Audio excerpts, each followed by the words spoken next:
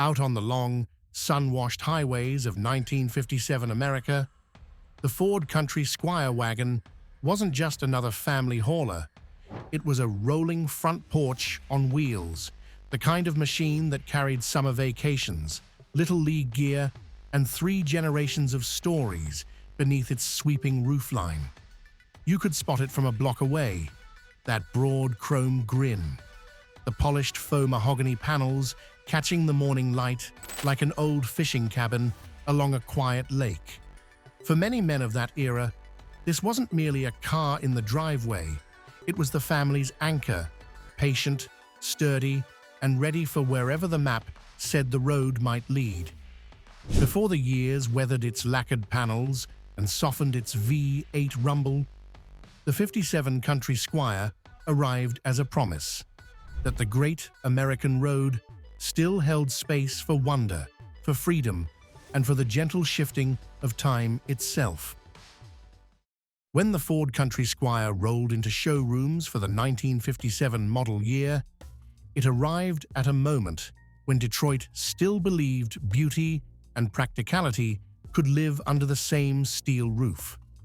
And the Country Squire, crowned as Ford's flagship wagon, carried itself with a kind of gentle authority. It wasn't loud or brash. It didn't need to be. One glance at its long, straight flanks, and you understood it had been shaped for families who measured their years not in dates, but in the miles between hometowns, campgrounds, and the far edges of American possibility. Ford had given the '57 a complete redesign from the previous year, stretching its stance wider, lowering its roofline, and carving its sheet metal into something smoother, more confident, more in step with the jet-age optimism humming across the country. The front wore a broad chrome bar that seemed to smile a little, as if the car itself knew it was built for journeys worth remembering. Beneath that, wide-set headlamps peered out with a calm, steady gaze, lamps that would light countless dusk returns from fishing trips or backroad drives home from school events. But the detail that made the Country Squire unmistakable was, of course, the wood. By 1957, real timber had disappeared from Ford wagons, replaced with die-knock, an early, durable vinyl designed to mimic rich mahogany. To the untrained eye, and certainly to children leaning out the passenger window in those years, it looked every bit like varnished lumber pulled straight from a craftsman's shop. Ford framed the die-knock with die-cast trim, giving the illusion of structural beams along the flanks. To touch it in those showroom days was to feel the soft texture of a dream, one rooted in the long tradition of American woodies, even as the company quietly steered the wagon into a more modern, steel-bodied future. Under the hood, Ford offered a pair of willing hearts. The base engine was the 272 cubic inch Y-block V8, a stout and loyal motor that delivered steady power for the long haul. But many families, especially the ones who viewed vacations as tests of endurance and ambition, stepped up to the 292 cubic inch version, the Thunderbird Special. With its 4-barrel carburetor and higher compression, it gave the Squire a confident surge, enough muscle to merge onto the newly expanding interstate system or pull a small trailer without complaint. It wasn't a performance car, but it had heart, and on the open road, its rumble felt like an old friend humming a tune you already knew. Inside, the Country Squire was a cabin built for real American living. Bench seats stretched wide and soft, upholstered in durable vinyl colors that echoed the era: meadow mist green, colonial white, flame red. The dash had that classic mid-century balance of utility and style, its gauges simple, honest, and easy on the eyes. Many wagons were ordered with the rear-facing third seat, the way back, where kids would kneel against the glass and wave at truckers or make up stories about the cars trailing behind. For many fathers of the era, watching their children disappear into that far rear compartment during a road trip felt like giving them a world of their own. And then there was the tailgate, Ford's trademark dual-action magic door gate, introduced later but rooted in the ideas taking shape during this era of family-focused innovation. Even in 1957, the rear access was designed with versatility in mind, easy to load, easy to climb into, the kind of space that made camping gear, grocery hauls, or baseball equipment feel right at home. Whether you were hauling plywood on a Saturday morning or folding blankets after a lakeside picnic, the Country Squire acted as the quiet partner in every familiar ritual. For many men who grew up in those years, the memory of that wagon isn't tied to a single moment, but to 1,000 simple ones. A mother's hand tapping the dash to the rhythm of a song on AM radio, the smell of warm vinyl on a July afternoon, or the soft clatter of gravel under the tires as the family returned to the same cabin each summer. The '57 Country Squire carried those moments with patience, as though it understood that time itself was fragile and precious, and that a car could help hold it still, if only for a little while. But as every old driver knows, even the most trusted road has its shadows, and for the 1957 Ford Country Squire, the first signs of trouble weren't the loud kind, nothing catastrophic, nothing dramatic. Instead, the change crept in, the way fading summer light turns long before you notice the sun is gone. By the early 60s, the Country Squire still carried families across county lines and through the slow, dependable rhythm of American routines. But Detroit had begun a quiet shift. Compact cars were on the rise, wagons grew more squared off and modern, and the old charm of the woody look, real or simulated, started to feel like a postcard from a yesterday the younger generation didn't recognize. The chrome was thinning, the lines were straightening, and the Country Squire, though still beloved, was slowly losing its place at the center of the family universe. For many of these '57 wagons, the first real blow came not from changing fashion, but from simple duty. They worked hard, too hard. They were hauling the baseball teams, the lumber, the camping stoves, the groceries, the lumber again, the furniture on moving day, and everything else American life threw into their open tailgates. And like an old workhorse, their bodies began to show the strain. Rust creeping into the lower fenders, roof seams beginning to spot, tailgates sagging under years of weight. Vinyl wood that once gleamed like a lakeside dock faded under sun and rain, curling at the edges where time pushed against the glue. The engines, faithful as they were, grew tired. The 272s, when neglected, developed their familiar lifter chatter. The 292s burned a little oil after too many winters spent idling in the cold. Families traded them in, not because they didn't love them, but because life kept moving. Kids grew, suburbs stretched wider, and car payments became an easier burden than the slow grind of maintenance. And that's where the Country Squire's long slide into disappearance truly began. Dealerships didn't treat them as relics worth saving. They saw worn wagons with peeling die knock, tired V8s, and sagging springs.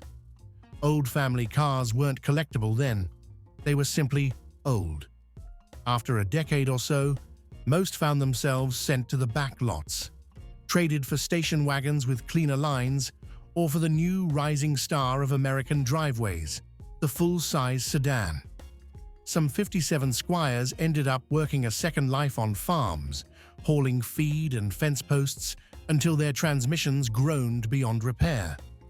Others were passed down to teenagers as their first cars, where they met their end against the realities of novice driving, ditches, telephone poles, or simply being run harder than their years could bear. A few were parked behind garages when repairs cost more than the car was worth, left to sink into tall grass, their proud chrome bumpers collecting dust and dew. But perhaps the saddest ending belonged to the ones that met the crusher. Wagons didn't draw crowds at auctions back then. Nobody was looking for a family hauler from the Eisenhower years. So, one by one, the big Ford wagons rolled up the ramp, engines coughing, as though protesting, bodies creaking in the last moments before steel jaws folded their long roofs and gentle wood-grain sides into memory. A piece of American family history flattened in seconds. And yet, a few survived, almost by accident. Maybe a father couldn't bear to scrap the car that took his family to Yellowstone. Maybe a small-town mechanic liked the lines too much to let it go. Or maybe someone understood, even back then, that the Country Squire wasn't just a machine. It was a chapter of American life, wrapped in vinyl wood grain and carried on the rumble of a Y-block Fifth 8. Those survivors would one day become time capsules. But in the years after their prime, they disappeared quietly, unnoticed, like road maps left behind in glove boxes. And so the story circles back, decades later, to the quiet garages, barns and lean-tos scattered across the back roads of America.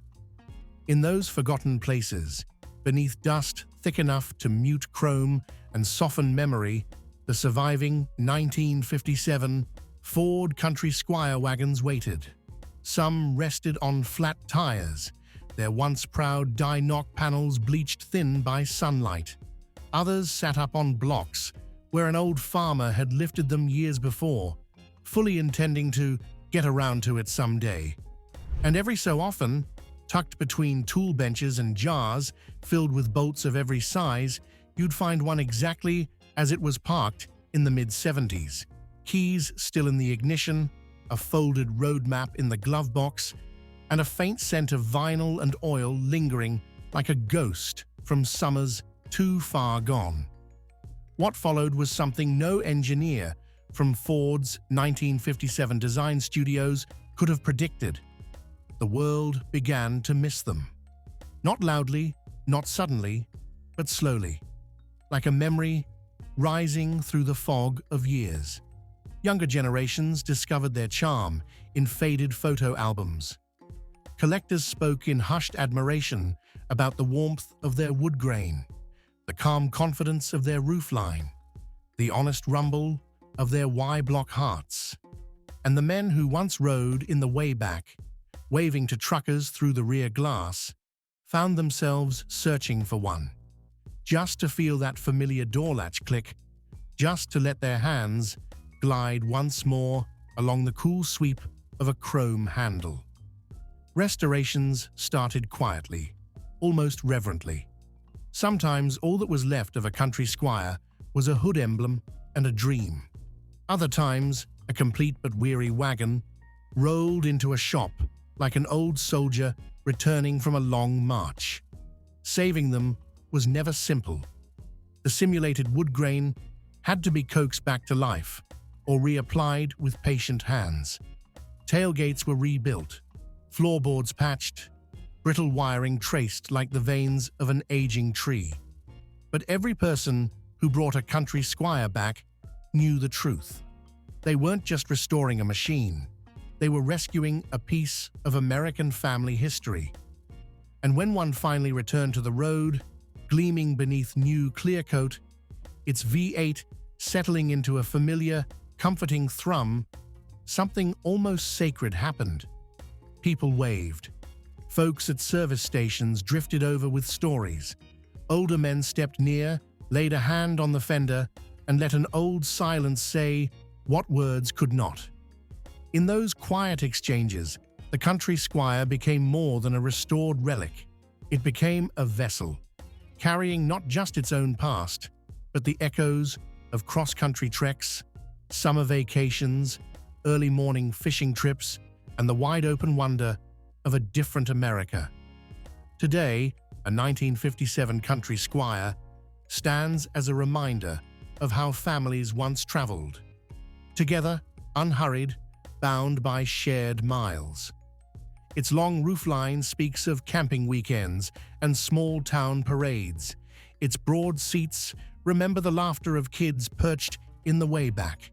Its woodgrain panels still catch light, the way a lakeside dock does at sunset. And its engine, whether the faithful 272 or the spirited 292, carries the gentle heartbeat of a country that once believed every road could lead to something worth finding.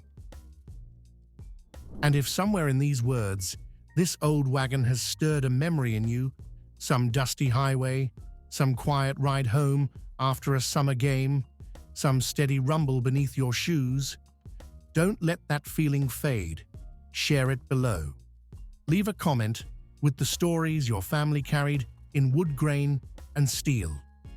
If this journey brought back a smile or a long-lost moment, give it a like, pass it along to someone who might remember, and if you'd like to keep walking these old American roads with me, feel free to subscribe and stay for the next chapter, waiting in the shadows of Detroit's forgotten glory.